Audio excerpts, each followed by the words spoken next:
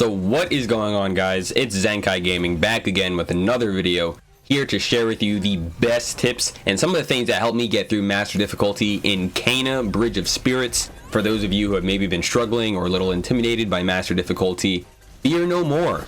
It is possible, and many people have done it. And I'm not talking about lay glitch, I'm talking about legit.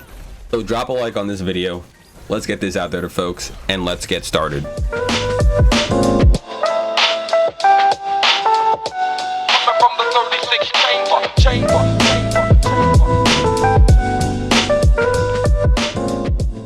So there's going to be 3 core combat mechanics that I kind of want to go over, and this will be the first tip.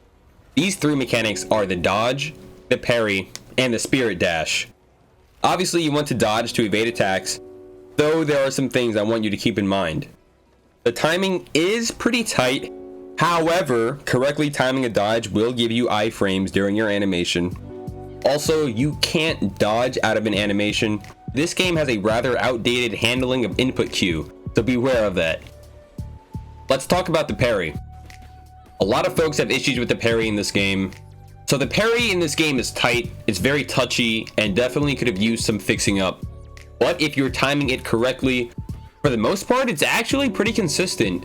Make sure you're pressing it just before the attack, but not literally right as the attack is coming. It's not an instant parry. There's like a quarter to half second delay window before the actual parry, so keep note of this. Now for the spirit dash. I am aware that Kena does not unlock this ability until the later stages of the game. However, once you do acquire spirit dash, it would serve you significantly to very quickly incorporate this ability into your gameplay. Again, with proper timing, you will get iframes during the animation, though the timing window is not as tight as the dodge or the parry. I also like to use this ability to stagger enemies and chain combos. The next tip I'll be touching up on are Kena's upgrades. To be honest, you can't really go wrong with any of the upgrades. They're all pretty viable, but in my opinion, these are the upgrades you should be focusing on playing around. Keep in mind, these are not in order of importance. So the first one is shield health. Obviously, you want your shield as strong as possible because it's your defense and your bailout. Next is parry courage. You're going to be parrying a lot on Master Difficulty, so gaining a full rot action every time you successfully parry is actually pretty freaking broken. Then we have parry counter. It would be nice if this did a bit more damage, but it's a nice follow-up attack for free damage after a parry. Next is focus.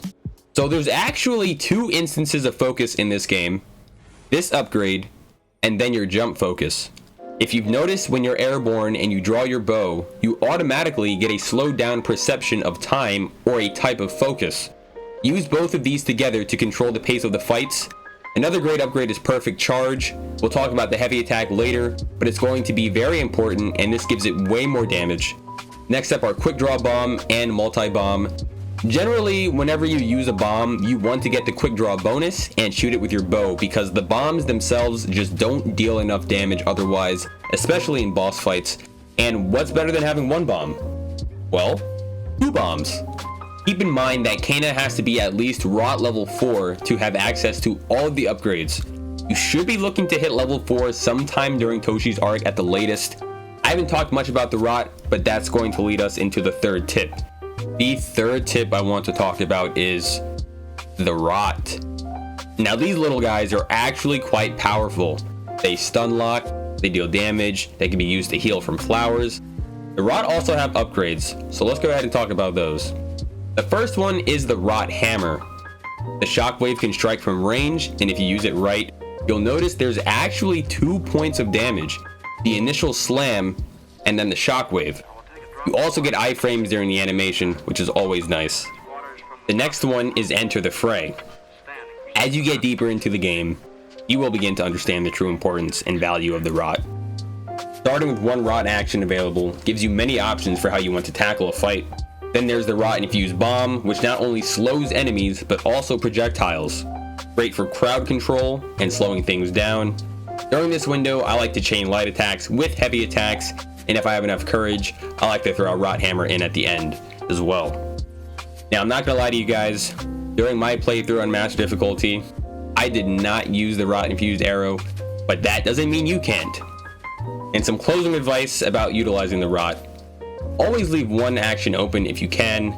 This way you'll always have a special ability to use, or so you can heal off of a flower if you get into danger. Also, knowing the right time to use the rot might be even more important than the action itself, so keep that in mind. Next is my fourth piece of advice. There are two ways of attacking I recommend you to master: the spirit bow for range and the heavy attack for melee. Now when I say spirit bow, I don't mean spamming shots everywhere all trigger happy. I mean taking the time to make sure you're getting fully powered shots off, chaining your focus and jump focus like I talked about earlier to keep the game moving slow and in control, hitting critical points, just trying to make the most out of what you have. The heavy attack is going to be for staggering enemies, cracking through shields, and dealing massive damage. It is slow to charge, and during that time you will be left vulnerable, but the damage is worth it if you can land it, especially combined with perfect charge like I mentioned earlier. Kana does more damage with one heavy attack than a few light attacks, so keep that in mind.